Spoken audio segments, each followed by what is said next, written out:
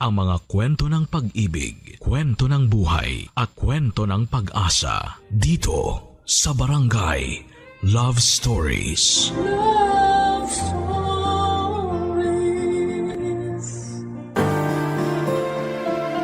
Minsan kung sino pa yung pamilya natin, sila pa ang mananakit sa atin.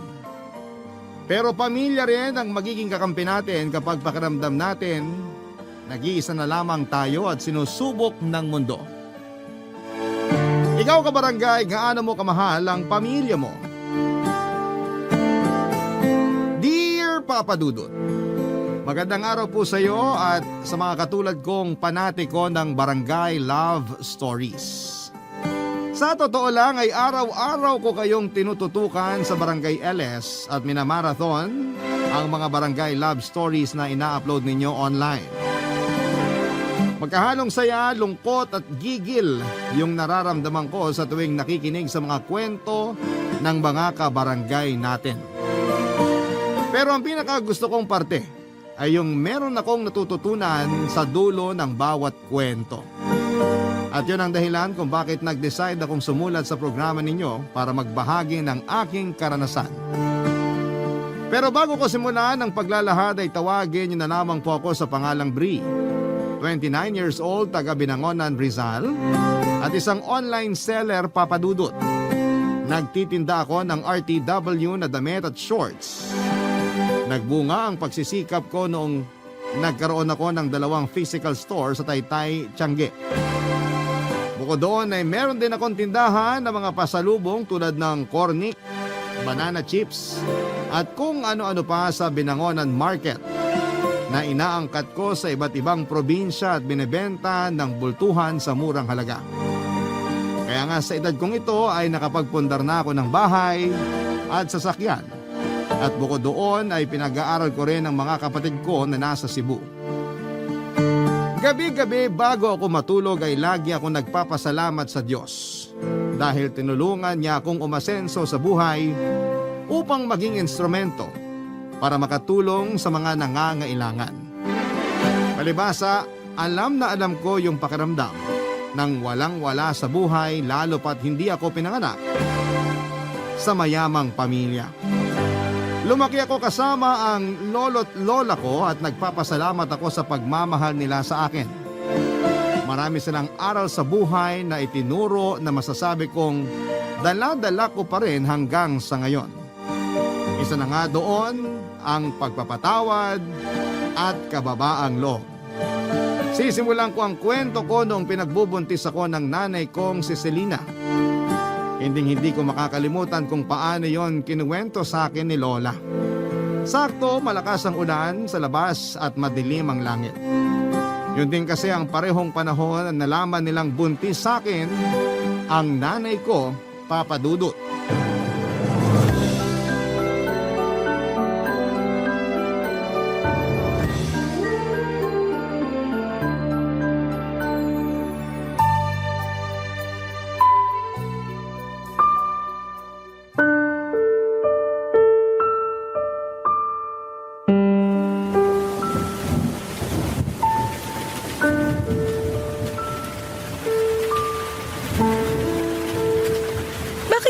Sinabi sa amin ng tatay mo na buntis ka.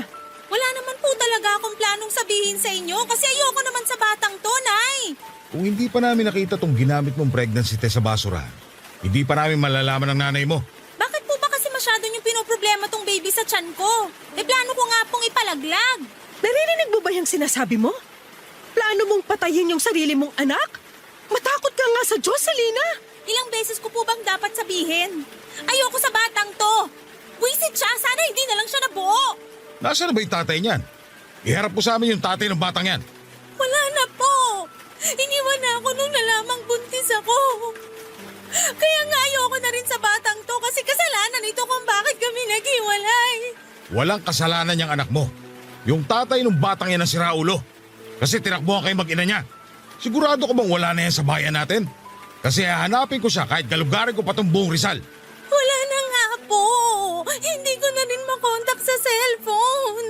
Walang hiya pala yung lalaki na yan eh. Anak naman! Pwede bang wag mo nang idamay yung magiging apo namin? Wala siyang kasalanan. Anong gusto niyong gawin ko, Nay? Hayaan ko siyang mabuo sa tiyan ko, ganun ba? Oo, kasi malaking kasalanan sa Diyos ang pumatay. Tama ang nanay mo. Makinig ka sa kanya, Selena. Hindi niyo po ako naiintindihan. Hindi pa ako handang maging magulang. Sige nga po, paano ko palalakihin yung batang to? Ako lang mag-isa. Tapos nag-aaral pa ako. Kasama mo kami ng tatay mo. Tutulungan ka naming palakihin yung anak mo. Kung hindi kayo magpakatatay ng lalaki ng iwan sa inyo, aba, huwag na siya magpapakita rito sa lugar natin. Baka mahabol ko pa siya ng itak. Abner naman. Huwag mo pairalin yung galit mo. Masisisi mo ba ako? Anak natin yung naagrabyado. Selena, sigurado ko bang wala na yung pamilya rito? Kasi pwede natin sila ipabarangay, anak. Mga tsahin lang po niya, pero wag na po kayong mag-eskandalo. Ano na lang sasabihin ng ibang tao pag nalaman nilang nabuntis ako at iniwan? Sige nga. Uunahin mo pa bang isipin ang sasabihin ng ibang tao? Kesa mapanagot yung siraulong lalaking yon. Siya po yung may kasalanan sa akin, kaya wag na nating idama yung mga kamag-anak niya. Saka nakikitira lang siya sa mga tsahin niya, hindi rin maayos yung relasyon niya sa mga yon. Malamang baka nga masaya na yung mga yun na umalis na siya sa poder nila. Nak, ano bang nakain mo't pumatol ka sa ganyang lalaki? Oo nga. Wala kaming kaalam-alam ng nanay mo na may boyfriend ka na. Nasa tamang edad na naman po ako ah. Nasa tamang edad ka na nga para mag-boyfriend, kaya dapat pangatawanan mo rin yung bunga ng pakikipagrelasyon mo. Nay naman ayaw ko nga po sa batang to. Huwag mong idama yung bata dahil wala siyang kasalanan. Saka matakot ka nga. Anak mo yan, Selena. Apo namin. Kaya huwag na huwag mo siyang gagawa ng masama.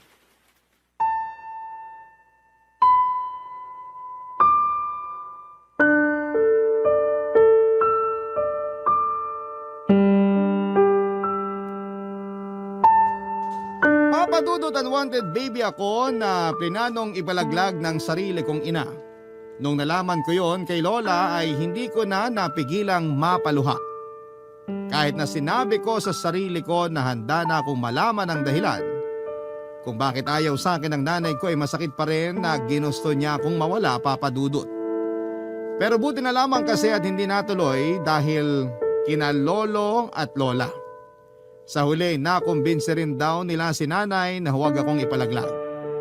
Pinagpatuloy ng nanay ko ang pagbubuntis sa akin hanggang sa maipanganak ako sa isang pampublikong ospital sa Angono taong 1995. Umasa sina lolo at lola na magbabago ang tingin sa akin ng nanay ko. Yun bang magugustuhan niya ako sa oras na makita na niya ako. Pero sinabi ni lola na hindi ako magawang titigan o buhatin man lang ni nanay noong pinanganak na niya ako. Kamukha ko raw kasi ang tatay ko na nang iwan sa amin, kaya naman mas lalo lang siyang naggalit sa akin. Kaya sina lolo at lola na lamang ang nag-asikaso sa akin. Dahil sa pagbubuntis sa akin ni nanay ay kinakailangan niyang huminto sa pag-aaral. Ayaw niya raw kasing maging tampulan ng tukso sa klase nila at isipin ng ibang tao na pariwara siyang babae. Graduating na sana siya sa kurso niyang business management pero naantala yon nang dahil sa akin. Kaya nga nung sumunod na taon ay nag-enroll ulit si nanay para tapusin ang kanyang pag-aaral, Papadudot.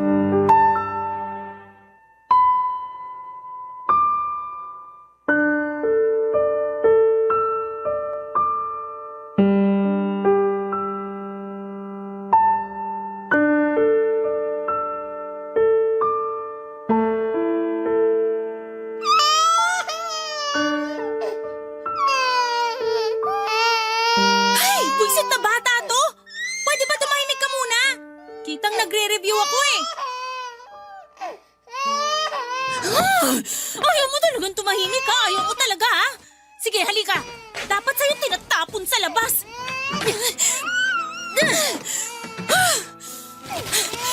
Yan! Diyan ka sa mga basura! Total, basura ka naman! Selena? Selena, anong ginawa mo sa anak mo? Santisima!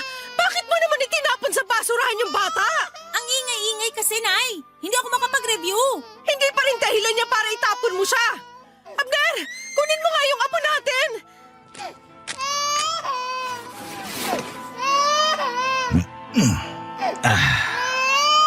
na apo, tahan na.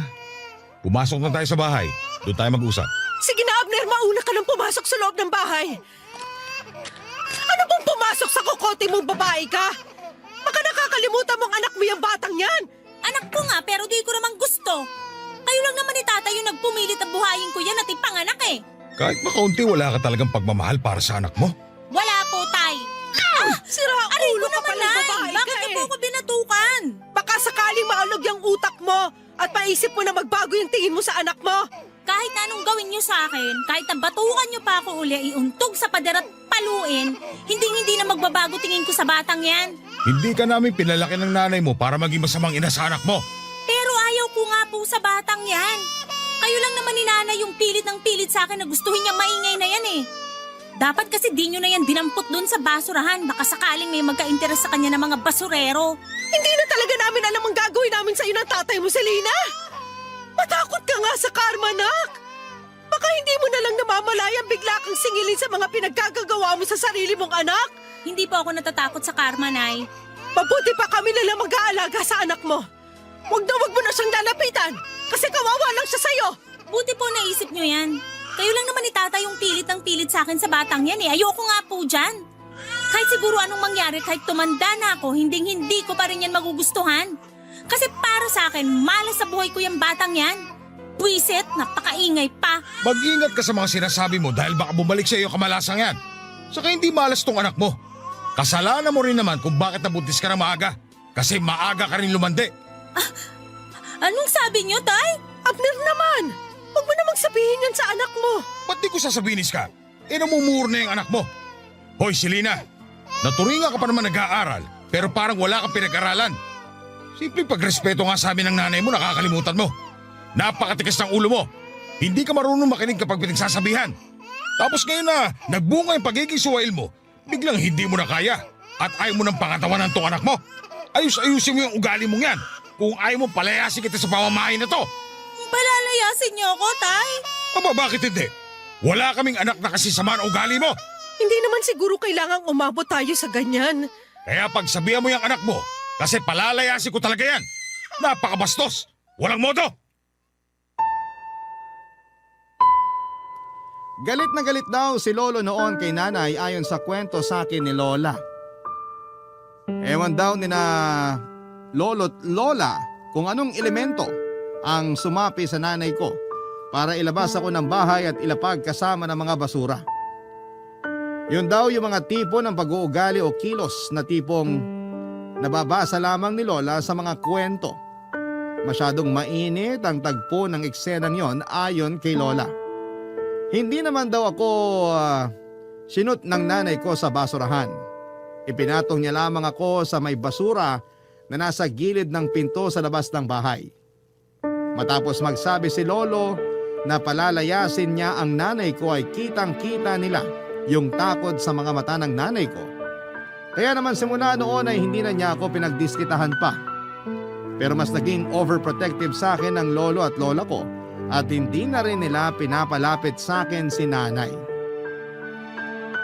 Kung ako ang magkakaanak ay hindi ko magagawa sa anak ko ang ginawa sa akin ng nanay ko. Kaya nga hanggang ngayon ay hindi pa rin ako makapaniwala kung paano niya naatim na itapon sa basurahan na para bang hindi niya kadugo at hindi nanggaling sa sinapupunan niya ng 9 na buwan. Buti na lamang to the rescue ulit sina lolo at lola. Kaya wala namang nangyaring masama sa akin noon. Iyak ako ng iyak nang ikwento sa akin ni Lola kung ano nga ba ang mga nangyari noon. Pero lagi rin niyang sinasabi na huwag magtatanim ng galit sa sarili kong ina dahil masama yon. Pagkalipas nga ng 1 taon ay nakagraduate na si nanay at sobrang saya ni na lolo at lola dahil sa wakas ay nagbunga na ang paghihirap nila sa pagpapaaral sa nanay ko. Nagdesisyon si nanay na magtrabaho sa Cebu noong nakatanggap siya ng job offer doon. Agad siyang nag-asikaso ng requirements para makalipad papunta doon. Nangako siya kina lolo at lola na magbabakasyon pa rin sa amin para dalawin ako papadudot. Pero hindi yon natupad dahil lingid sa kaalaman namin.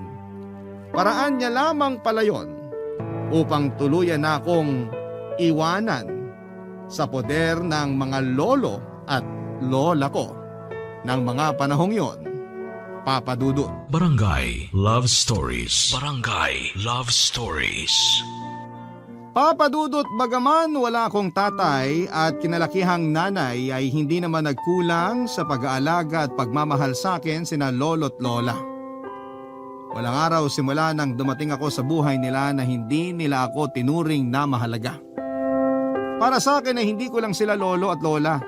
Sila na rin ang kinilala kong mga magulang. Malungkot na hindi na ako binalikan ng nanay ko pero hindi naman ako nagtanim ng galit sa kanya. Inisip ko na lamang na balang araw ay maaalala niyang may anak siya at balikan niya at babalikan niya rin ako. Nagpapadala pa rin naman ng pera si nanay sa amin para may panggastos kami. Doon din kinukuha ang pambaon ko sa eskwelahan at pambili ng damit at gamit tuwing pasukan. Pero hindi na talaga siya umuwi pa sa bahay namin.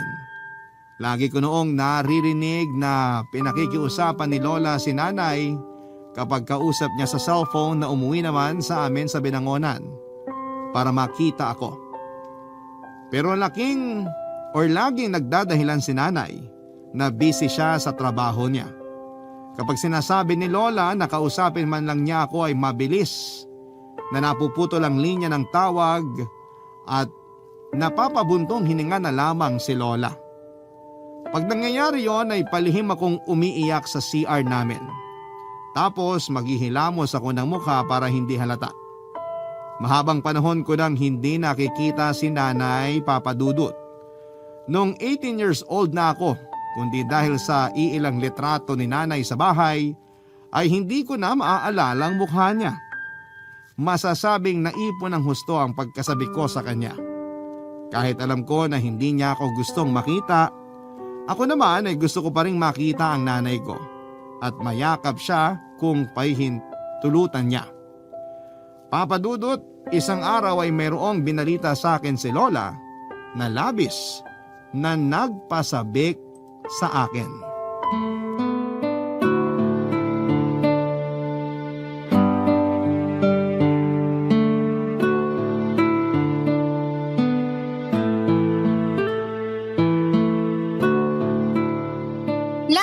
Sabi niyo sa akin ni Lola may sorpresa kayo. Ano po yun? Nako, halatang halata na excited yung apo nating malaman yung sorpresa natin sa kanya, Iska. Oo nga eh. Hindi na makapaghintay na matapos tayong kumain.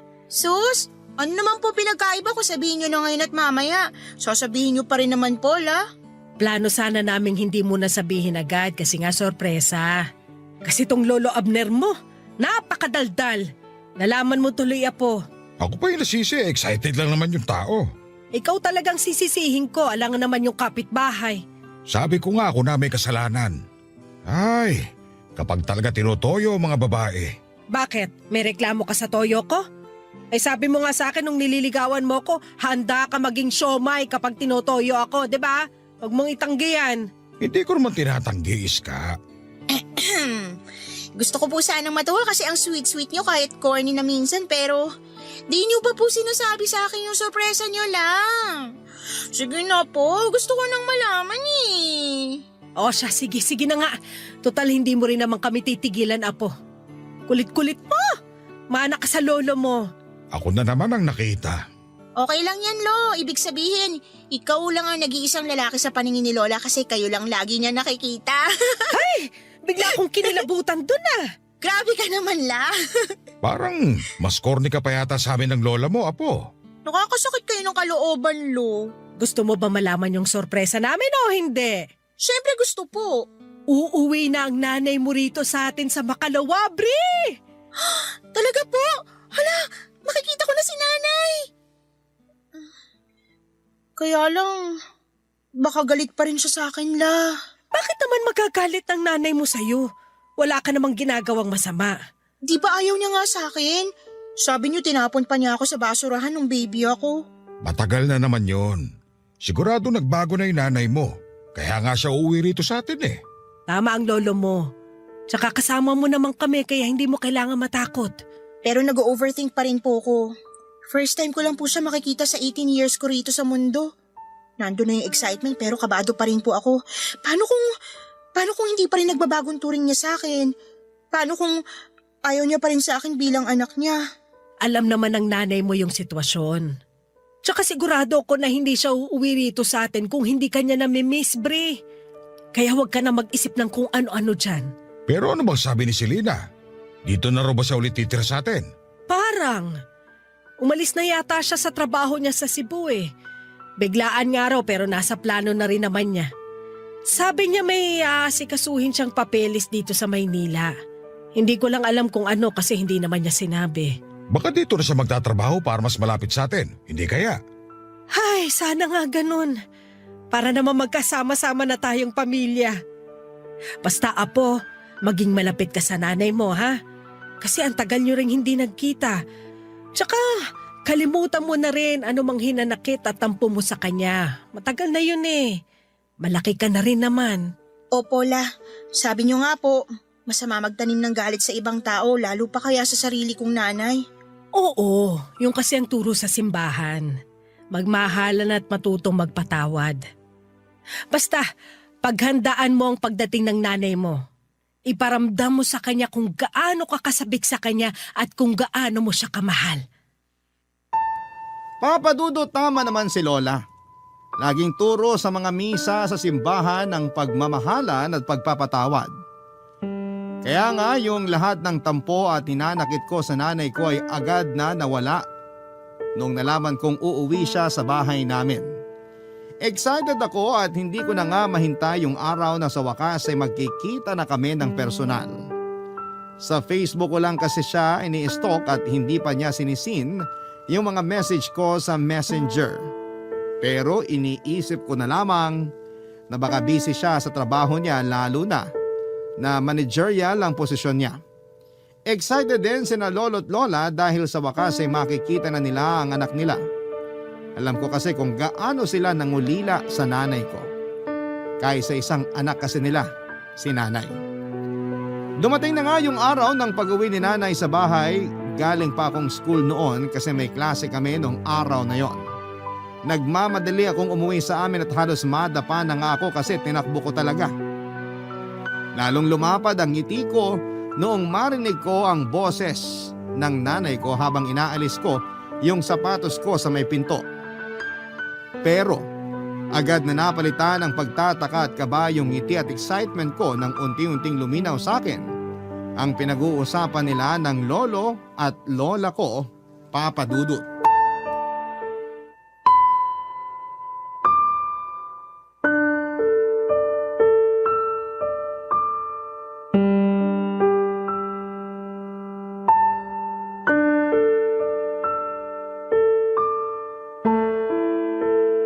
Umuwi ka lang pala rito para umalis din, nak. Akala ko pa naman dito ka na sa bahay uuwi. Sasamahan mo na kami ng anak mo. O, inyo naman, Nay. Saka anong gagawin ko rito? Sige nga. Huwag kang ganyan magsalita sa nanay mo, Selena. Akala pa naman namin nagbago ka na, pero bastos ka pa rin. Di ko naman po binastos si Nanay. Sinabihan ko lang naman siyang OA. Ibig sabihin, overacting. Wala naman po akong sinabi na dito na ako magtatrabaho. Mas lalong ayokong tumira rito sa bahay natin kasama kayo. Umuwi lang ako dito kasi kailangan ko mag-asikaso ng mga papeles para makalipad na ako pa Amerika. Ang layo ng Amerika rito sa atin, nak. Oo, Nay, at wala po akong pakialam. Matagal ko ng pangarap na makapag-abroad. Tapos ngayon meron na akong pagkakataon. Palalagpasin ko pa ba? Bakit kasi naisipan mo pang dun magtrabaho pwede namang dito na lang sa atin? Sino may sabi sa inyo na magtatrabaho ako dun? Mag-aasawa na po ako. Taga dun mapapangasawa ko, Nay. At pinapapunta niya ako dun. Sabi niya sagot niya mga gastos at pag-aasikaso ng papeles ko, pati pamasahe. Kaya pumayag na rin ako. Ano ka mo? Mag-aasawa ka na? Hindi mo man lang pinapakilala sa amin ng nanay mo. Matanda na po ako para magdesisyon sa sarili ko. Saka kaya nga ako nagpunta rito para sabihin sa inyo. Kaano na ba kayo katagal magkarelasyon ng lalaking yan at sasama ka na sa kanya dun sa Amerika? Dami niyo naman pong tanong. Ipapaalala ko lang po uli sa inyo na matanda na ako. 39 years old na ako. Malapit na nga ako mag-40 Pero kung ituring niyo ko para pa rin teenager, kainis Aalis din pala kayo, Nay. Iiwan niyo pa rin pala po ako ulit. At sino ka naman? Siya lang naman yung anak mo, si Bri. Yung batang iniwan mo sa amin ng nanay mo. Aba, malaki ka na nga talaga, no? Pero hindi pa rin nagbabago yung mukha mo. Nakikita ko pa rin sa'yo yung tatay mong ulupong. Selena, hindi naman yata tama na pagsalitaan mo ng ganyan ang anak mo. Wala naman siyang kasalanan sa'yo. Malaki kasalanan niya kasi nabuo pa siya. Siguro kung wala siya, di sana ako iwan ng boyfriend ko. Hanggang ngayon ba naman sinisisi mo pa rin si Bri sa kasalanan ng lalaking yon? Walang kasalanan ng anak mo. Sa damuhon na yun ka magalit. Akala ko pa naman, excited din kayo na makita ako, Nay. Pero mukhang nagkamali po ako. Bakit naman ako ma-excite na makita ka? Selena! Totoo naman sinabi ko, Nay. Hindi ako excited na makita yung babaeng yan kasi wala naman akong pakialam sa kanya. Buti nga binuhay ko pa rin siya at pinag-aral eh. Sapat na yun. Huwag na siyang umasa na magpapakananay ako sa kanya. Kilabutan ka nga sa sinasabi mo, Selena! Ginigigil kasi ako ng babaeng yan eh. Halata namang noon pa lang hindi ko na siya gusto. At hindi na yun magbabago kahit na lumipas pa ang mahabang panahon. Hay! Kairita kayong lahat. Kita niyong pagod yung tao eh. Makatulog nga muna. Papadudot, sobrang sakit palang marinig mula mismo kay nanay na hindi niya ako mahal. Para kong sinaksak ng libu-libong kutsilyo, kaya naiyak na lamang ako. Bukod doon ay umuwi lamang pala siya para iwanan kami ng tuluyan. Kaya imbes na masayang reunion ang nangyari, natahimik na lamang kami nina lolo't lola at walang nasabi. Alam din kasi nila na kapag may gusto si nanay, hindi nila ito mapipigilan. Kaya sa huli hinayaan na lamang nila ito. Nanatili ang nanay ko sa bahay namin ng 1 buwan habang nag-aasikaso ng mga papeles niya pa Amerika. Matagal na niya talagang nasimulan ang pag-aasikaso. Taon na rin yata. Pero hindi siya makapag-focus dahil may trabaho siya. Kaya noong nakapagpasya siya na gusto na niyang pumunta sa Amerika, ay nag-resign siya sa kumpanyang pinapasukan niya sa Cebu at umuwi sa amin pansamantala. Sa loob ng 1 buwan na yon, sinubukan ko makipaglapit ng loob sa nanay ko. Pero siya mismo ang umiiwa sa akin. Kung kausapin nga niya ako ay saglit lang at kung tratuhin niya ako ay para bang hindi niya ako anak. Siguro nga ay kinalimutan na niyang anak niya ako. Kaya naman nasaktan ako ng husto.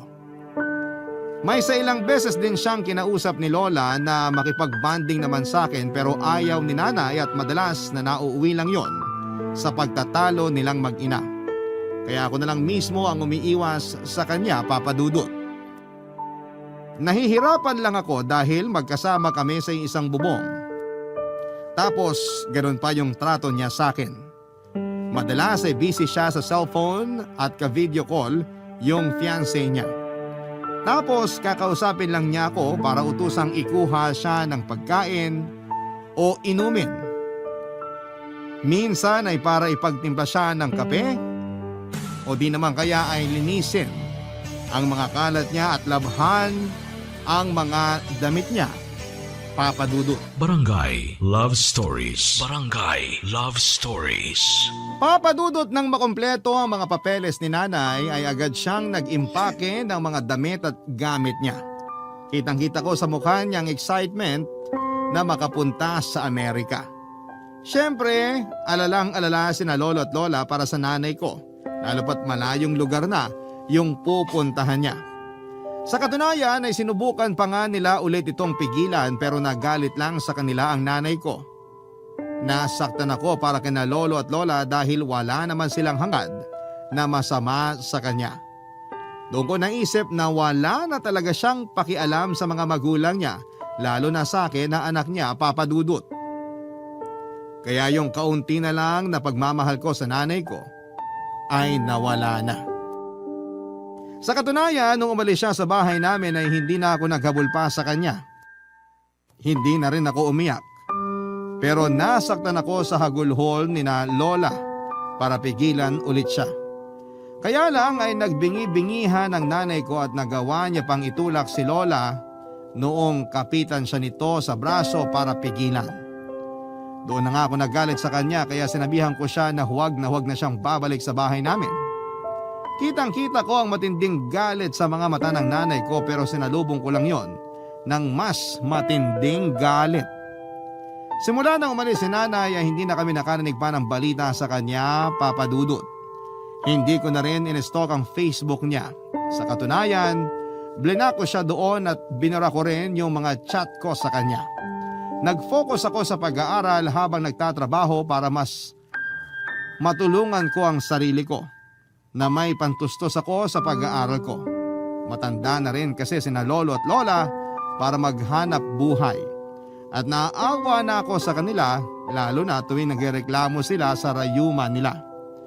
Napakasipag pa naman nilang magtinda ng mga gulay at prutas sa palengke. Doon nila ginamit ang huling pera na iniwan sa amin ni nanay bago ito umalis. Kaya nung nakapagtapos ako, pinangako ko kina lolo at lola na babawi ako sa kanila. Gusto ko silang bigyan ng maayos na buhay, kaya nga naghanap ako ng mapapasukang trabaho.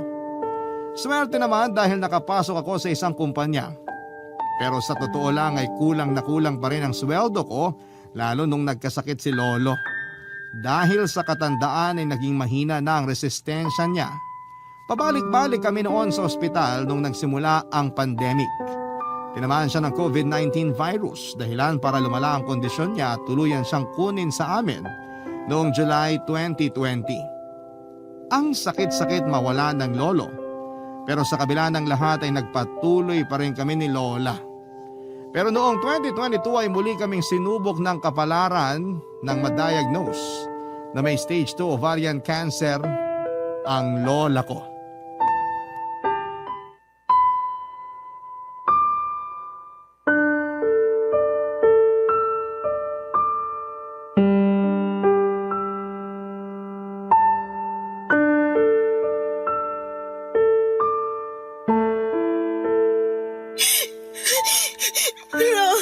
Huwag niyo po akong iwan. Hindi ko po kakayanin kung pati kayo mawawala sa akin. Matanda na ako, Apo. Hinang-hina na rin ako. Baka nga hindi na ako abuti ng umaga. Kaya hayaan mo na ako magbilin sa'yo. Ayoko magbilin kayo kasi parang niyo na rin sinabing mawawala na nga kayo sa akin agad. Hindi niyo po ba narinig ang sinabi ko? Hindi ko pa kaya. Kamamatay lang ni Lolo, halos magdadalawang taon pa lang na. Anong gusto mong gawin ko? Diyos na rin yung may gusto na magpahinga ko. Tignan mo, nagkasakit pa ako. Kaya nga ipapagamot ko kayo na. Pumayag na kasi kayo. Hindi na rin kakayanin ng katawan ko yung gamutan. Tsaka mahal ang pagpapagamot sa kanser, Apo. Malulubog ka lang sa utang. At ayoko mangyari sa'yo yun. Pero mahal ko po kayo at ayoko mawala kayo sa akin. Mahal din naman kita. Pero hayaan mo na akong magpahinga. Miss na miss ko na rin ang lolo mo. At gusto ko na siyang makita. Para sa akin, sapat na yung halos 7 dekada ko rito sa mundo. Masaya na ako kasi naalagaan ka namin ng lolo mo at napalaki ng maayos. Lahat ng yun utang na loob ko sa inyo ni Lolola. Kung wala kayo, wala rin ako sa mundo. Hindi ko rin po makakaya ang lahat kung hindi niyo ako ginabayan at inalalayan. Para sa akin, di ko lang kayo lolo at lola. Magulang ko rin po kayo. Pero wag na wag mo pa rin kalilimutan na may totoo kang nanay, Apo. Ano po bang sinasabi niyo? Matagal na akong walang nanay. Meron. Kaya nga sana mahanap mo sa puso mo yung pagpapatawad para sa kanya. Pwede ko po siyang patawarin pero ayoko na siyang ituring na nanay kasi hindi naman niya ako tinuring na anak eh. 'Di ba? Paulit-ulit niyang sinabi na sana nawala na lang ako na hindi niya ako gusto. Gabi-gabi ko pong naririnig sa isip ko kung paano niya yung sinabi sa pagmumukha ko noon. Kaya naman ayoko na siyang ulit makita. Pero paano kung nagbago na siya? Akala rin natin nagbago na siya nung nagtrabaho siya sa Cebu at iniwan niya ako sa inyo. Pero nagkamali tayo. Ngayon pa kaya na ang layo na ng narating niya. Kaya panigurado, hindi niya na tayo naaalala. Kaya di na po ako maasa na babalik siya la. Paano kung kailangan ka pala niya, Apo? Kailangan niya ang tulong mo. ko kakailanganin? Di na nga ako naiisip at hindi niya rin ako mahal. Hindi ko alam, basta bilang magulang ramdam ko na meron siyang mabigat na pinagdaraanan. Nito kasing nagdaang gabi, lagi kong napapanaginipan si Selena. Umiiyak siya at humihingi ng tulong sa mga panaginip ko, Apo. Kaya ako nasabi na baka kailangan niya tayo. Lalo ka na anak niya. Pero paano kung kabaliktaran pala ibig sabihin ng panaginip niyo lang? Di napahiya lang tayo kapag sinubukan pa natin makipag-usap ulit sa kanya. Baka nga pagsalitaan niya pa tayo ng masasama at masasakit kasi doon naman sa magaling Ewan ko ba kung anong nangyari sa anak naming yun ni Abner? Kung saan kami nagkulang o kung naging masyado kaming mahigpit para maging swail siya sa amin ng tatay niya. Simula nung umalis siya sa bahay, walang araw na hindi namin siya inisip. At hanggang sa huling sandali ng lolo mo, hinahanap niya sa akin ang nanay mo.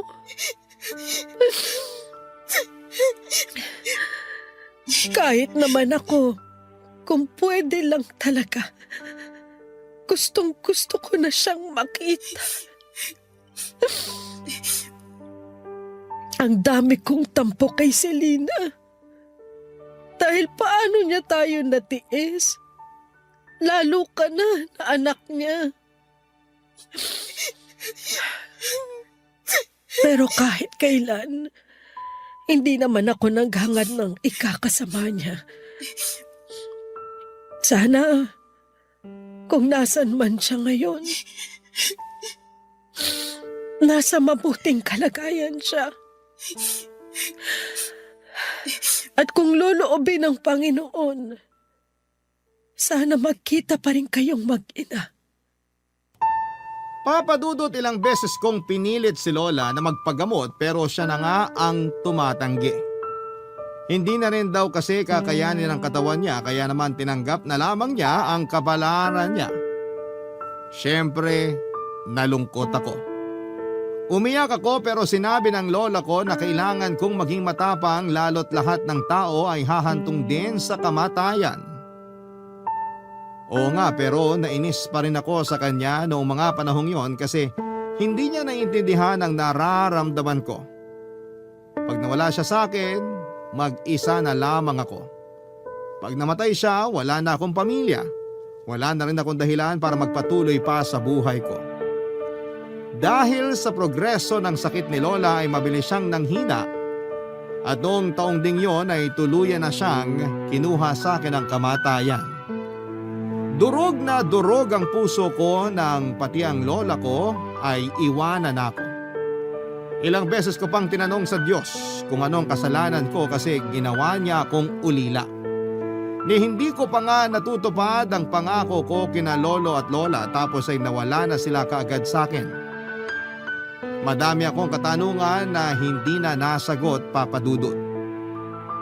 Aminado ako na nalugmok ako sa matinding kalungkutan dahilan para mag-resign ako sa trabaho ko. Yun talaga yung masasabi kong darkest moment ng buhay ko. Maswerte ako dahil hindi pa rin ako pinabayaan ng Diyos. Tapos nakilala ko pa yung boyfriend ko na active member ng isang church. Inilapit niya ako sa Ama kaya unti-unti akong nakabangon at nagkaroon ng pag-asa. Simula noon ay naging miyembro na ako ng simbahan nila at aktibong dumadalo sa mga church services, Papa Dudut. Noong taon ding yon ay naisip kong sumugal sa negosyo kaya naman sinubukan kong magtinda ng RTW online. Pumatok naman. Tinaga ko lang hanggang sa nakaipon ako ng pera at dumami ang paninda ko. Tapos sinubukan kong kumuha ng pwesto sa Taytay, Tiangge hanggang sa nanganak na yung isa pang pwesto ng isa pang negosyo. Papa Dudut, sobrang saya ko.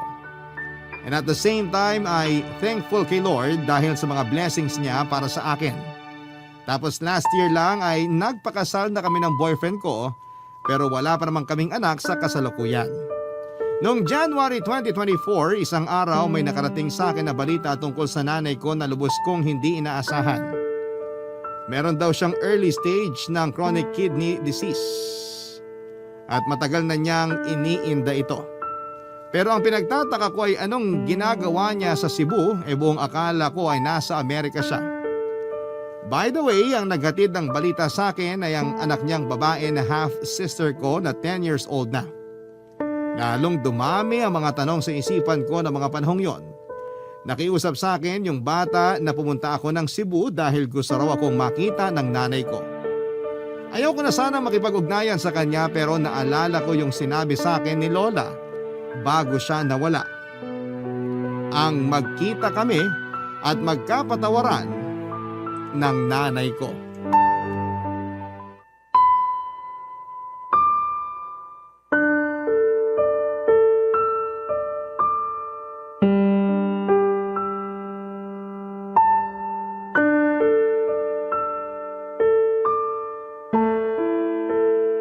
Nak, akala ko hindi ka na makukumbinsi ng kapatid mo na puntahan ako rito sa Cebu. Akala ko kasi ayaw mo na akong makita matapos yung lahat-lahat ng mga ginawa ko sa iyo simula nung bata ka pa. Akala ko rin po kaya ko kayong tiisin pero mali ako. Kasi matapos kong makita yung pictures nyo na sinend ng kapatid ko, naawa po ko sa inyo tapos bigla na lang nawala yung mga tampo at galit sa dibdib ko. Kaya pumunta po ako agad dito para makita kayo. Kumusta na po ba kayo? Hindi maayos. Ang daming masakit, nak. Kahit puro na lang higa yung ginagawa ko, hindi pa rin ako makapagpahinga. Hirap din akong matulog sa gabi kaya pagod na pagod ako sa umaga. Buti na nga lang nandyan yung dalawa mong kapatid. Inaasikaso nila ako. Hindi ko kasi talaga kaya kung ako lang. Mahirap po talaga pag ganyang may sakit. Oo. Wala rin akong ganang kumain. Kasi pakiramdam ko masama sa akin lahat ng kakainin ko. Kaya po kayo lalong nanghihina kasi di kayo kumakain, Nay. Ewan ko. Pero naisip ko na baka karma ko na to kasi naging masama akong anak at nanay sa'yo. Kumusta na pala sina nanay at tatay? Bakit di mo sila kasama? Tungkol po sa bagay na yan, Huhulaan ko. Kasi matanda na sila. At ang alam ko may takot sa matataas na lugar si nanay. Kaya di mo talaga mapapasakay sa eroplano yun. Mahihiluhin din yun. wala na po sila ni Lolo, Nay. Ha? Ano bang sinasabi mo dyan? Patay na po sila. At hindi ko man lang alam. Anong klaseng anak ako? Ang sama-sama ko. Nay, kumalma po kayo. Baka makasama sa inyo yung pag-iyak niyo eh. Hindi ko lang kasi mapigilan. Pakiramdam ko napakawalang kwentang anak ko kasi hindi ko man lang naalala yung mga magulang ko. Namatay sila na hindi man lang ako nakakahingi ng tawad sa kanila, anak. Namatay po si Lolo noong 2020 dahil sa COVID-19. Si Lola naman po noong 2022 dahil sa ovarian cancer. Ayaw niya na rin magpagamot kasi raw matanda na sila. Pero bago sila nawala, hinahanap nila kayo pareho, Nay. Miss na po nila yung kaisa-isa nilang anak. Miss na miss ko na rin sila. Pero hindi ko na sila makikita pa. Sigurado akong galit na galit sila sa akin. Hindi po. Hindi na sila galit sa inyo kasi matagal na nila kayong napatawad. Napatawad ko na rin kayo kasi tama si Lola. nanay ko pa rin kayo. At mahal ko po kayo. Mahal na mahal din kita, anak. Patawarin mo ako sa mga nagawa ko sa'yo. Patawarin mo ako kasi ngayon lang ako nagkalakas ng loob na makipag-usap sa'yo. Naduwag kasi ako. Natakot na baka hindi mo ako mapatawad. Pero kinumbinsi ako ng mga kapatid mo na subukan ka pa rin nilang pakiusapan na kausapin ako. Yun na lang kasi yung tanging hiling ko bago man lang ako bawian ng buhay. Hindi pa po kayo mamamatay, Nay. Huwag po muna kasi... Kasi ngayon na lang ulit tayo nagkasama eh. Pero nahihirapan na ako. Wala na rin kaming perang pampagamot. Nalubog na rin kami sa utang at naubos lahat ng ipon ko. Hirap na kami, nak. Awang-awa na rin ako sa mga kapatid mo. Ang babata pa nila para maulila sa ina. Kaya nga po, lumaban po kayo. Huwag na po kayo mag-alala dun sa gamutan niyo kasi ako na po ang bahala, Nay. Kahit naman paano, may negosyo ako. At wala pa rin naman kaming anak ng asawa ko kaya maaalagaan ko pa po kayo. Basta wag po muna kayong sumuko, Nay. Kasi gusto ko pa kayo makasama ng matagal eh. Gusto pa rin naman kitang makasama ng matagal, nak. Gusto kong bumawi sa mga panahong hindi ako nagpakananay sa'yo. Kaya lumaban po kayo kasi marami pa po tayong gagawin na magkasama. Kasama yung mga kapatid ko. Ngayon na wala na sina lolo at lola, akala ko wala na rin akong pamilya. Pero hindi pa rin po ako pinabayaan ng Diyos kasi pinalik niya kayo sa buhay ko para maging pamilya ko. Kaya ang saya-saya ko po, Nay. Masaya rin ako, nak. Salamat. Salamat kasi nagkita tayo uli. Kung alam mo lang na kinasabikan ko yung araw na to. Yung araw na makahingi ng tawad sa'yo. Pinapatawad ko na po kayo, Nay. Kaya dapat magpalakas po kayo, ha? Papa Dudut, ikinuwento ni nanay na hindi na natuloy yung kasal nila ng fiancé niya sa Amerika matapos itong atakihin sa puso 3 araw pagdating ni nanay doon. At dahil hindi naman siya pumunta doon para magtrabaho ay kinailangan din niyang umuwi sa Pilipinas pagkatapos ng libing. Sobrang gulo daw ng isipan ni nanay noon at hiyang-hiya rin siya sa amin kaya hindi na niya nakuhang umuwi pa sa bahay para magpakita. Nagstay daw siya sa kaibigan niyang taga Maynila at pumasok sa pinagtatrabahuhan nitong hotel bilang housekeeper.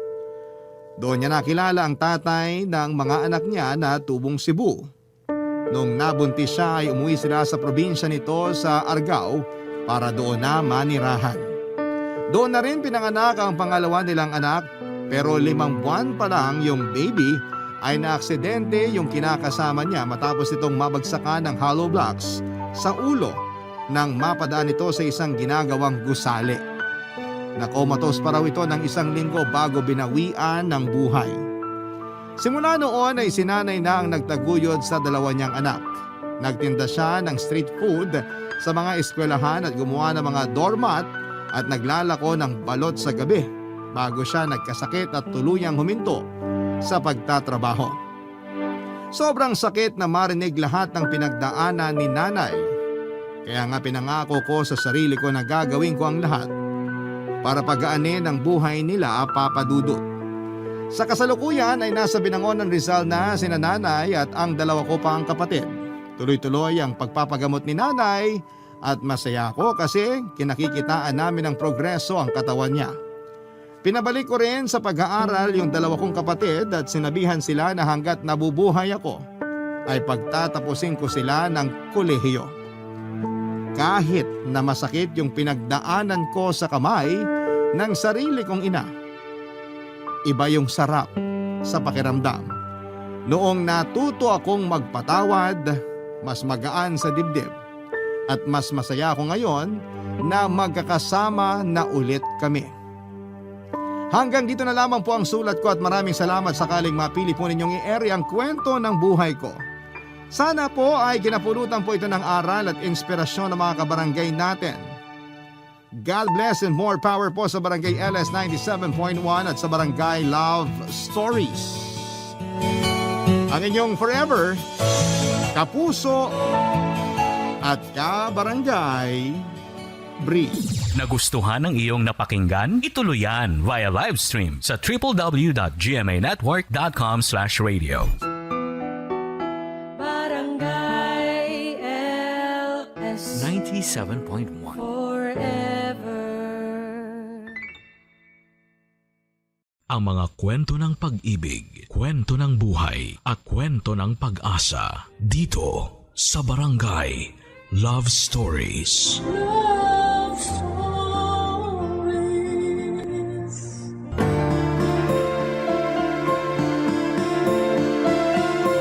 Dear Papa Dudut, may mga pangyayari sa buhay natin na hindi natin inaasahan pero sadyang nakatadhana palang mangyari. Dadaan muna tayo sa mga pagsubok, lungkot at pighati bago tayo maging masaya. Magandang tanghali po sa lahat ng ating mga kabarangay. Ako nga po pala si Marie, 35 years old at nagtatrabaho sa isang insurance company. Avid listener niyo po ako kahit noong nasa probinsya pa lamang ako at nag-aaral. At ngayon lang po ako naglakas ng loob na gumawa ng sulat para kwento ko naman ng buhay ko ang marinig ng mga kabarangay ngayon. At sana po ay makapag-iwan po ito ng aral at inspirasyon sa mga nakikinig. Nakarating ako ng college na NBSB noon o No Boyfriend Since Birth, Papa Dudut. Hindi naman ako nerd pero masyado lang din akong focus sa pag-aaral dahil academic scholar ako. Nasa point din ako ng life ko na gusto kong palaging proud sa akin ang mga magulang ko. Pero syempre, hindi ibig sabihin noon na boring ang college life ko, Papa Dudut.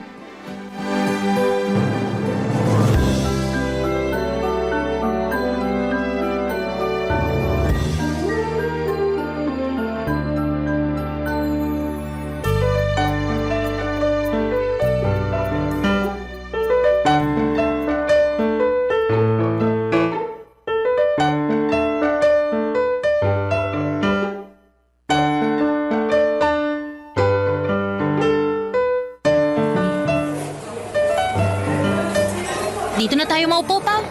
Sige, sakto kasi maingay sa pwesto na to eh. Konti pa lang din kasi ang tao dito sa kantin. Pero nagugutom na talaga ako eh. Grabe kasi yung prof natin kanina, nag-overtime pa ng klase. Ay, buti nga sana kung hindi nakakaantok yung klase niya eh. Kaya lang ang boring niya magsalita talaga. Tama talaga yung idea ko na maglagay ng kape sa tumbler ko kanina. Kahit pa paano, nagising-gising ako sa klase niya. Alam mo, next time nga ganyan na rin ang gagawin ko kapag alam ko na araw na ng subject niya. Ay, teka, nakalimutan ko palang kumuha ng sausawan ng ulam ko. Ay, kuha lang ako ng toyo at kalamansi ha, Marie. Ah, sige. Ay, nagugutom na talaga ako. Buti na lang available tong paborito kong chicken adobo dito sa kantin. Hi, Marie. Hello, Gerald. Tatanong ko lang kung pwede kong mahiram yung notebook mo sa klase natin kanina. Aha? Sure, okay lang. Teka ha, kunin ko lang sa bag. Sige lang. Pasensya ka na. Di na ako nakapag-notes kanina kasi sobrang nakakantok talaga yung klase ni Sir Nova eh. Ayos lang. Nakakantok naman talaga yung klase niya. Eto na yung notebook ko. Yung, salamat. Babalik ko rin kagad bukas. Okay Sige lang. Wala pa naman tayong exam sa subject na yan eh, kaya hindi ko pa kailangan. Sige, salamat ulit. Punta muna ako sa gym kasi may practice pa kami ng basketball eh. Ha? Okay. Ay, grabe. Sobrang gwapo niya talaga. Huy, sino namang tinitingnan mo at parang kinikilig ka dyan? Wala. Sabi na nga ba eh. Crush mo sa Gerald, no? Uy, hindi Hindi raw, pero parang kamatis na sa pula yung pisngi mo. Aminin mo na kasi, crush mo yung MVP ng basketball team ng college natin. Sige na nga. Matagal ko ng crush si Gerald pero huwag mong sasabihin sa kanya, please. Bakit ko naman sasabihin sa kanya, kaibigan kita? Pero alam mo, bagay kayong dalawa. Kung ganyan. Nagsasabi lang ako ng totoo. Pareho kasi kayong matalino tsaka academic scholar. Kaya nga mas lalo ko naging crush si Gerald eh. Kasi napagsasabay niya yung pagiging academic scholar at yung pagiging basketball player. Hindi kaya madaling mag-maintain ng mataas na grade para sa scholarship. Ganun talaga kapag gusto mo ang ginagawa mo tsaka may dedication ka, di ba? Ano kaya kung ilakad kita kay Gerald? Hoy, ano ba yung sinasabi mo? Akala ko ba hindi mo sasabihin sa kanya na crush ko siya? Hindi nga, pero paglalapitin ko kayong dalawa. Churchmate ko kasi yan si Gerald, kaya medyo close din kaming dalawa. Talaga? Oo, magkasama kami madalas sa mga charity event ng church namin. Alam ko na yung gagawin ko. Kukwentuhan ko siya minsan tungkol sa'yo.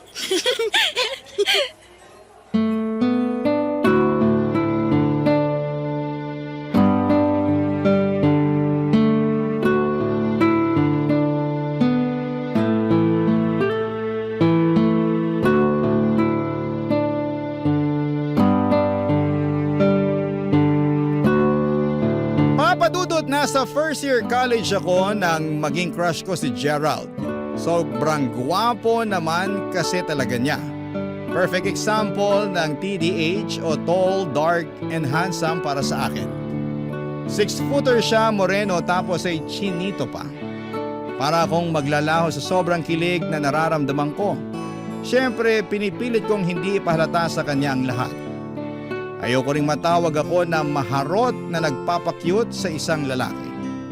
Galing kasi ako sa konserbatibong pamilya. Isa pa ay wala pa rin naman sa plano ko ang magpaligaw at magkaroon ng boyfriend ng mga oras na yon. Stricto din kasi ang mga magulang ko at mataas ang expectation nila para sa akin. Kaya naman ginawa ko na lang na inspirasyon si Gerald sa college life ko, Papa Dudut.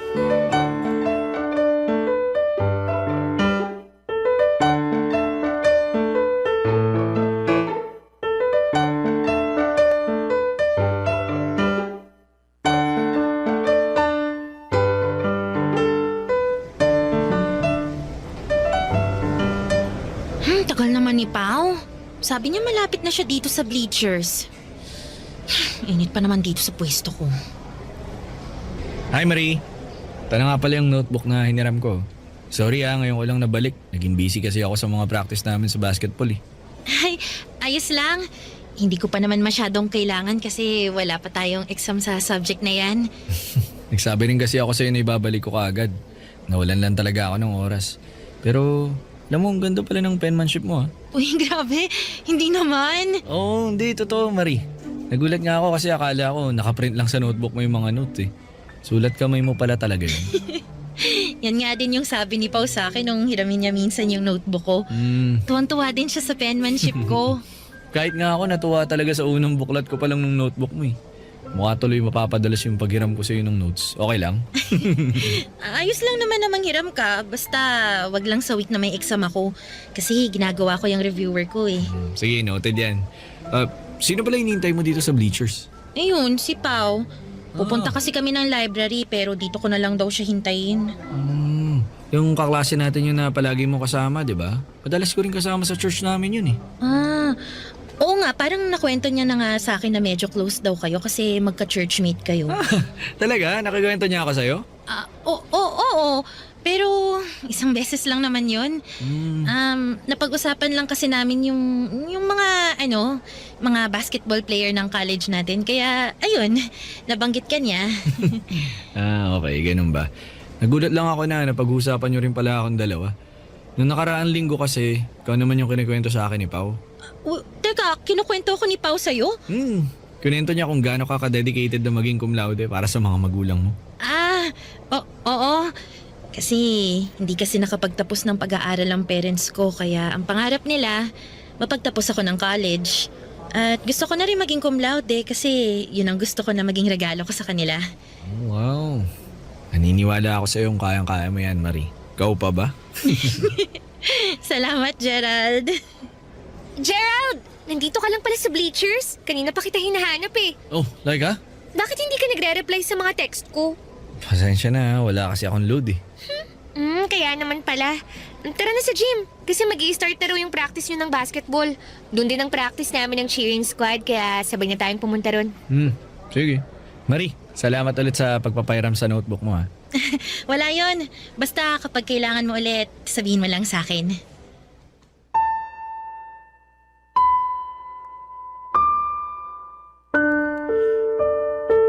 Papa Dudut, alam ko naman na maganda talaga ang penmanship ko. Marami ang nagsasabi sa akin noon mula high school pa lamang. Pero iba pala ang dating kapag narinig ko mismo yon mula kay Gerald. Grabe yung kilig at saya na bumalot sa buong katawan ko. Pakiramdam ko nga ay nagbablush ako noon kasi ramdam ko ang pag-init ng mga pisngi ko habang kausap ko siya. Nagpipigil talaga akong kiligin lalo na kapag ngumingiti na siya. Ang tamis ng ngiti ng mga labi niya. Pakiramdam ko ay malulunod na ako sa sobrang tindi ng epekto niya sa akin. Mas mahaba-haba pa nga sana ang pag-uusap namin na yon. Kung hindi lang umeksena, si Laika na schoolmate din namin pero iba ang kurso. At nang umalis na sila ay sakto naman ang pagdating ni Pao. Doon niya kinuwento sa akin ang tungkol sa sinabi ni Gerald. Sinabi ni Pao na binibida niya raw ako kay Gerald at nakita niya raw ang interes sa mga mata nito nang mabanggit niya ang pangalan ko, Papa Dudut. Barangay Love Stories. Barangay Love Stories. Papa Dudut, nasundan nga ang mga pag-uusap namin ni Gerald dahil nasundan din ng ilang beses ang panghihiram niya sa akin ng note. Sa tuwing nangihiram siya o sinosole ang notebook, palagi yung may kasamang maikling kwentuhan. Siya pa nga minsan ang nagpapahaba ng usapan namin. Tinatanong niya kung kumusta ang grade ko, ano ang favorite subject ko o saang lesson pa ba ako nahihirapan. Alam niyo yung simpleng catching up lang pero grabe ang kilig na ibinibigay sa akin. Minsan nga ay gusto ko nang bigyan ng mali siya ang mga tingin at paglapit na ginagawa niya. Kaya naman nagsimula na rin akong umasa noon na mauuwi sa ligawan ng lahat ng ginagawa niya. Kahit na hindi pa ako handang magka-boyfriend kasi priority ko talaga ang pag-aaral ay naisipan ko na kakayanin ko naman siguro na pagsabayin ang lahat kung sakasakali. Kasi alam ko sa sarili ko na mas mai-inspire ako sa pag-aaral kapag nalaman ko na pareho kami ng nararamdaman ni Gerald, Papa Dudut.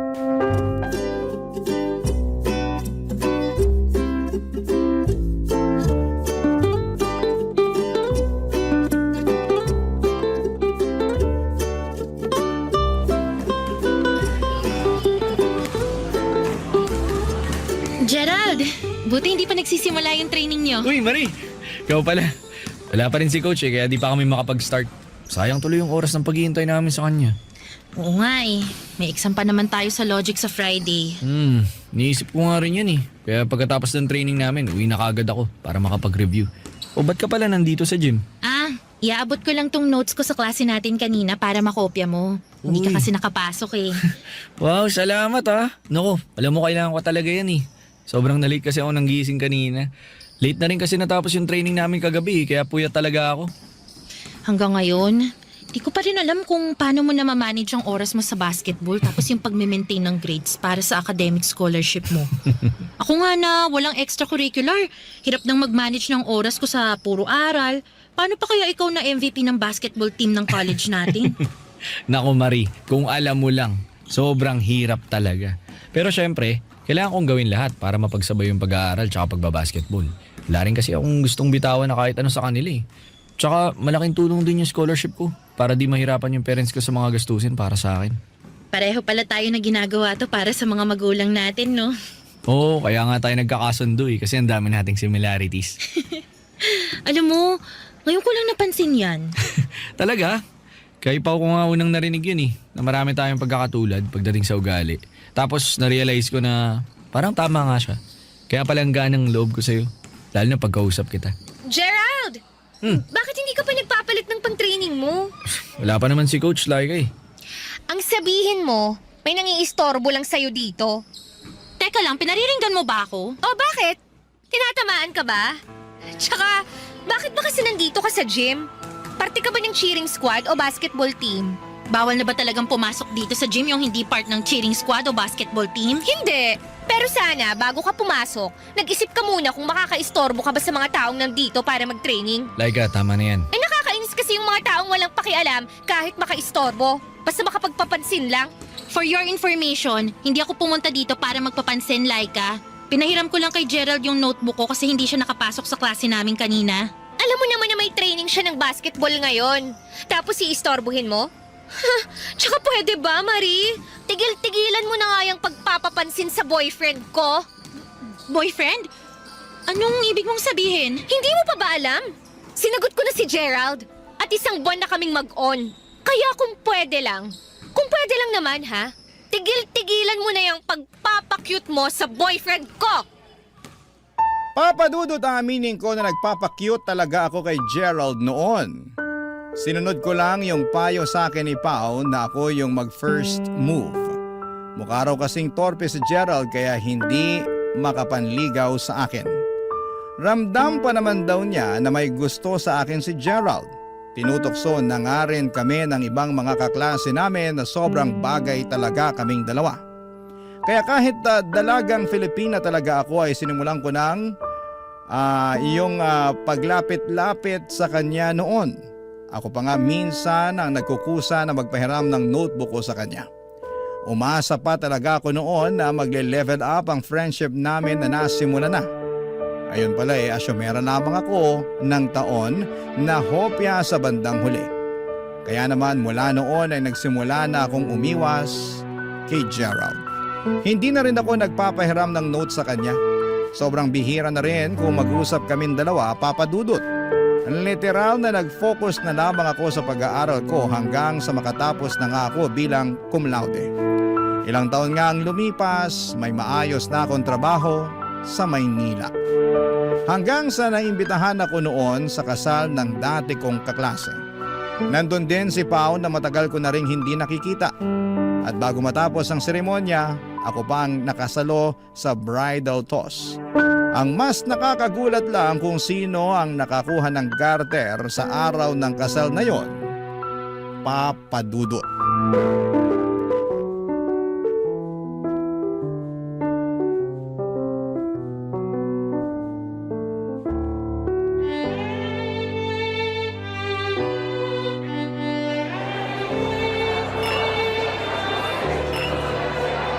Gerald? Hi Marie! Oh, anong ginagawa mo dito? In-invite din ako ni Kim kasi 'di ba magkaka-blackmate tayo nung college. Oo nga, pero hindi kasi kita nakita kanina bago magsimula yung kasal nila eh. Na-late kasi ako kaya siguro hindi mo na ako napansin. Pwede ko na bang isuot tong garter sa'yo? Ha? Suot na ang garter! Oo nga, isuot mo na yung garter sa kanya! Paano ba yan? Nagre-request na sila. Sige, uupo na ako. Susuot ko dito sa leg mo ha. Oo na, bilisan mo na para matapos na. Ito na nga.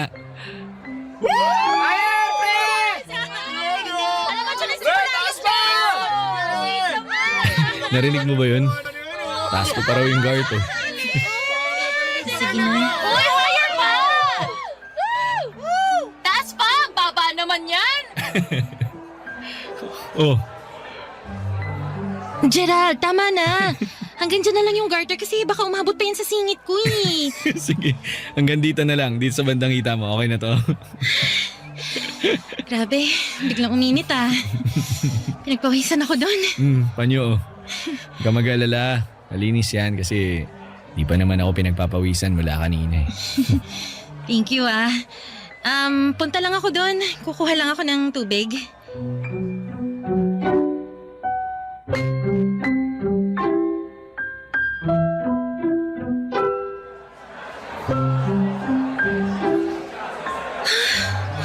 Bigla talagang uminit.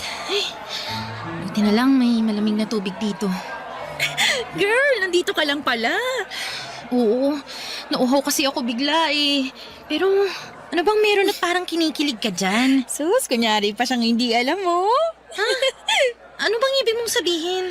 Aminin mo, sobrang gwapo pa rin ni Gerald, no? Ay, hindi, mali. Ang ibig kong sabihin, mas lalo siyang gumwapo, girl. Sakto lang. Susto naman, in denial pa. Halata namang kinilig ka sa kanya habang nilalagay niya yung garter sa leg mo. Hoy, correction. Hindi ako kinikilig sa kanya. Talaga? Eh bakit nangangamatis na naman sa pula yung mukha mo kanina? Syempre, kasi nahihiya ako. Ang dami niyo kayang sumisigaw ng higher kanina. Kung hindi ko pa nga siya inawat, baka umabot na sa singit ko yung kamay niya eh. Ay naku, Marie, kung alam mo lang, ang dami namin kinikilig sa inyong dalawa, no? Wala namang dahilan para kiligin kayo sa amin ni Gerald, no? Anong wala? Alam naman ng lahat na sobrang bagay kayo mula pa nung college tayo. But anyway, kanina ka pa niya tinitingnan dun sa pwesto niya. Tara, lapitan natin. Naku, ayoko. Hindi ko siya lalapitan. Ay, bakit naman? Walang dahilan para lapitan ko siya, Pao. Ayaw mo bang malaman kung kumusta na siya? Kung saan siya nagtatrabaho? Kung single pa ba siya? O kung... Pao, aaminin ko na heartbroken ako noon kay Gerald, okay? Pero matagal na yun. Sa sobrang tagal, nakamove on na ako sa kanya. Tsaka, mga bata pa tayo noon. Wala na akong kahit na anong interest pa sa kanya. Kaya wala na rin akong nakikitang kahit anong dahilan para lapitan at kausapin siya kagaya ng ginagawa ko nung college pa tayo. Okay?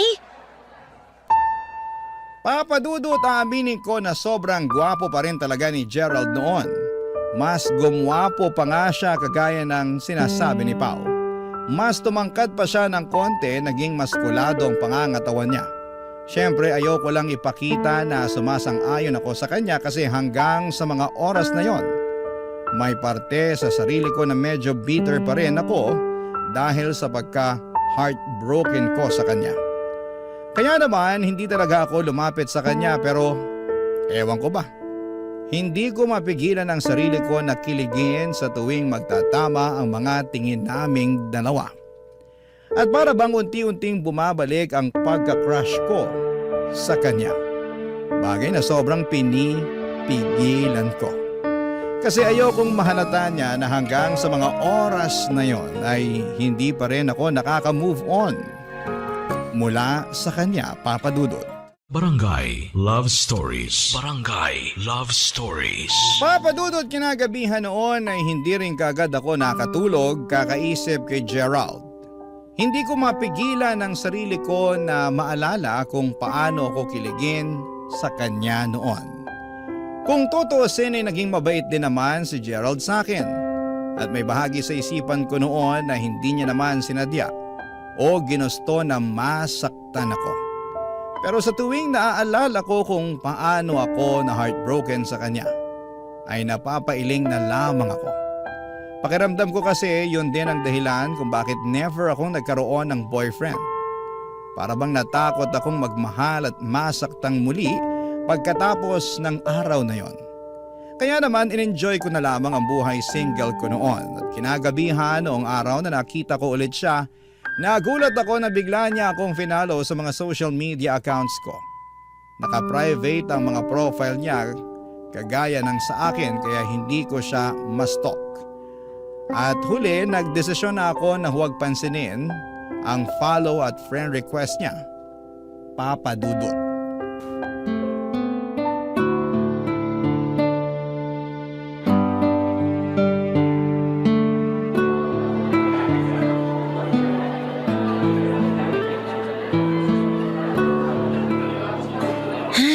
Buti na lang na-close ko na yung deal sa client na kamiting ko kanina. Kakauwi ako na maaga nito. Marie, Gerald! Hi! sabi ko na nga ba ikaw yan eh. Kumusta? Ayos lang naman. Wow, may kasama ka dito sa restaurant? Kanina meron. Yung client na kamiting ko kanina, umalis na rin siya kagad pagkatapos ng meeting namin. Okay, ganun ba? Sorry pala kung hindi kita nalapitan ng kasal ni Kim ha. Bigla ka na rin kasi nawala nun eh. May lakad pa kasi ako nun kaya umalis na rin kagad ako. Sayang, di man lang kita nalapitan. Bakit naman? Gusto mo kong lapitan nun? Gusto lang kitang kumustahin nun. Tsaka gusto kong makipagkwentuhan sa isang dali. Lalapitan na nga kaagad dapat kita nun eh. Kaya lang ang dami pang kwento ng ibang kaklase natin eh. Wala namang nagbago sa buhay ko. Kaya wala rin ako makakwento sa'yo kahit na lapitan mo ko nun. Uy, ilang taon tayong di nagkita. Kaya alam ko na marami nagbago sa kanya-kanyang buhay natin. Buti nga in-invite ako ni Kim sa kasal niya eh. Nagkaroon ako ng chance na makita ko ulit. Naka-private kasi yung social media accounts mo eh. Kaya wala akong makitang kahit na anong update tungkol sa'yo. Yung sa'yo naman din naka-private. Kaya pareho lang tayong wala masyadong update sa isa't isa. Sa bagay, tama ka dyan. Sinubukan ko lang talaga na mag-stalk sa mga social media account mo. Pero wala rin ako na pala eh. Sobrang limited kasi ng mga information na nakalagay sa mga yun. Ayoko lang din naman kasi na masyadong pinapublic yung buhay ko. Wala naman masyadong interesting na nangyayari sa akin eh. Walang bago o mga kakaibang ganap. Kaya ayun, nag-private na lang din ako ng mga social media account ko. Bakit? May nakakatawa ba sa sinabi ko? Sorry, hindi. Wala nakakatawa pero di ko lang mapigilan yung sarili ko. Alam mo kasi, yung mga sinabi mo kanina, yun din mismo yung dahilan kung bakit di ako nagpa-public ng mga social media account ko. Tapos... Well, it's just funny to think na hanggang ngayon, parehas pa rin tayo mag-isip. Di ba nga kaya tayo nagkasundo dati kasi ang dami nating similarities. Naisip ko lang na hanggang ngayon pala, dami pa rin natin magkakatulad. Oo nga, no? Alam mo, tama ka dyan. Nakakatuwa nga. Daddy! Oh, Sherwin, nandito na pala kayo? Anak mo? Si Sherwin. Sherwin, this is Tita Marie, my old friend from college. Hello po, Tita Marie. Nice meeting you po. Hi! Nice meeting you too, Sherwin. Gerald, sorry ngayon lang kami nakarating. Ang traffic kasi papunta rito eh. Okay lang. Medyo kararating ko lang din naman. Si Marie nga pala. Oh, Marie! Long time no see Ay, anyway Gerald, saan ba yung table natin? Gusto ko lang maupo tsaka umorder ng food kasi kanina pa nagugutom yung anak natin eh. Sa kabilang table lang. Maupo na kayo ni Sherwin dun. Iatid ko lang sa labas si Marie. Ha? Naku, hindi na kailangan, Gerald. Kaya ko naman mag-isang maglakad palabas sa restaurant na to. Sige mauna na ako. Bye! Alam nyo, papadudot nang makita ko si Gerald sa restaurant noon, ang naisip ko ay napakaliit ng mundo para sa aming dalawa. Na para bang pilit kaming pinaglalapit ng tadhana kahit na umiiwas na ako sa kanya. Hindi ko maintindihan pero umaasa na ako na baka pwede na ngang pagbigyan ng kwento naming dalawa. Baka yun na ang pagkakataon para sa amin. Kaya lang ay nagsisimula palang mabuo yung maliit na pag-asa sa puso ko ay bigla na kaagad yung nawasa. Nang makita ko si Laika at anak nila na si Sherwin. Akala ko'y nakamove on na ako sa pagka-heartbroken ko sa kanya noong college kami pero hindi pa pala. Kasi nang malaman ko ang tungkol sa kanila ni Laika ay nasaktan muli ako. Hindi dahil umasa ulit ako, kung hindi dahil alam ko sa puso ko na siya pa rin ang laman nito. Kaya naman, dinilit ko na ang lahat ng mga friend request niya sa mga social media accounts ko. Dahil wala na akong nakikitang dahilan pa para magkausap ulit kaming dalawa. Papa Dudut.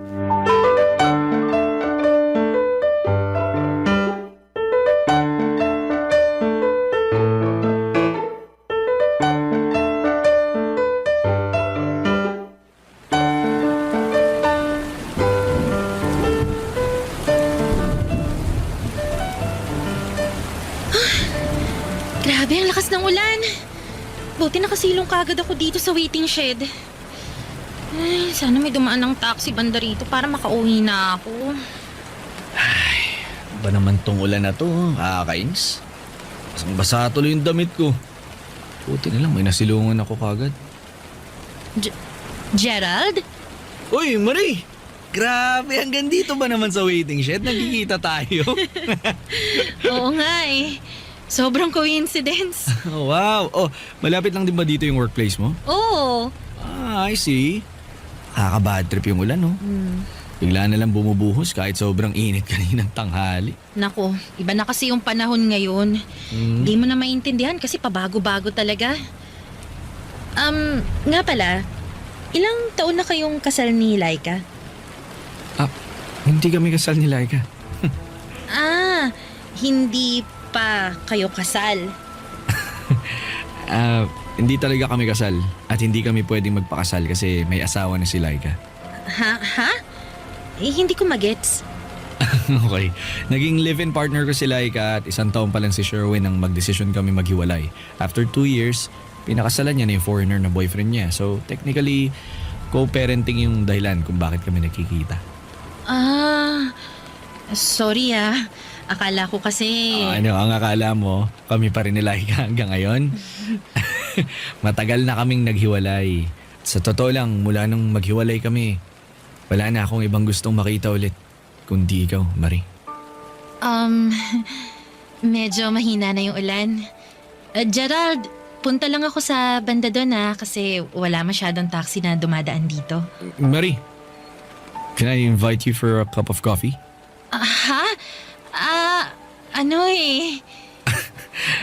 Hindi ka naman nagmamadaling umuwi, di ba? Kape muna tayo kahit saglit lang, please. Sige.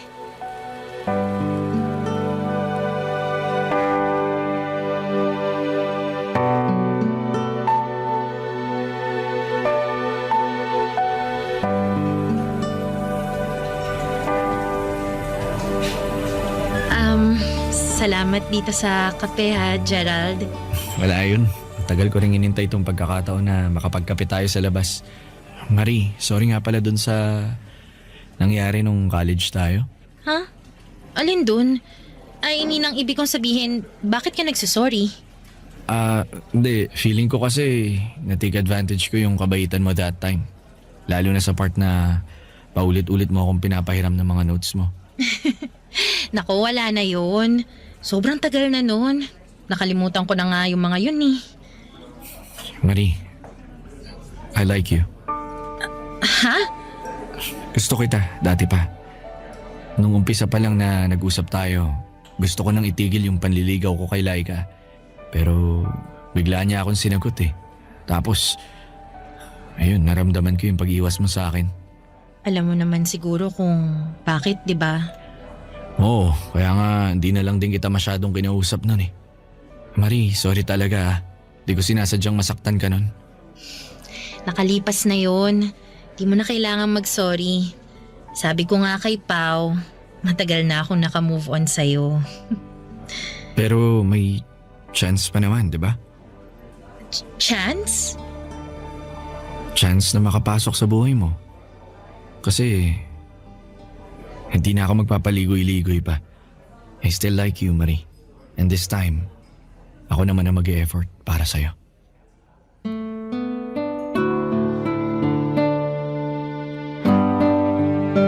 Papadudod, saglit akong natahimik pagkatapos kong marinig ang mga sinabing yon ni Gerald. Hindi kasi ako makapaniwala na noon pa man ay gusto na rin pala niya ako. Pero syempre ayaw ko nang madaliin ang mga bagay-bagay. Ang sabi naman ni Gerald ay hindi rin siya nagmamadali at handa daw siyang maghintay na sagutin ko ang panliligaw niya. Yes, Papadudot, formal akong niligawan ni Gerald. Pumunta pa siya sa bahay para makilala ang mga magulang ko at magpaalam na liligawan niya ako. Tinupad niya rin ang pangako niyang maghihintay siya sa akin. Tumagal ng halos 1 taon ang panliligaw niya bago ko siya sinagot. Isang desisyon na kahit kailan ay hindi ko pinagsisisihan. Kasi ngayon po ay 3 taon na kaming magkarelasyon at nagpaplano na rin na magpakasal. Ganon palang buhay, Papadudot. Bibigyan at bibigyan din tayo ng tamang panahon para maging masaya. Hindi natin kailangan na madaliin ang mga bagay sa paligid natin. At yon ang natutunan ko sa parteng ito ng buhay ko. Nasaktan man ako noon nang dahil kay Gerald, siya pa rin talaga ang taong para sa akin, pero sa tamang panahon na para sa aming dalawa. Maraming salamat po, Papadudot, sa pagbabasa ng sulat ko and more power po sa inyong programa. Ang inyong forever kapuso at kabarangay, Marie. Ano ang masasabi mo sa ating Barangay Love Stories today? Aabangan namin yan sa aming comment section.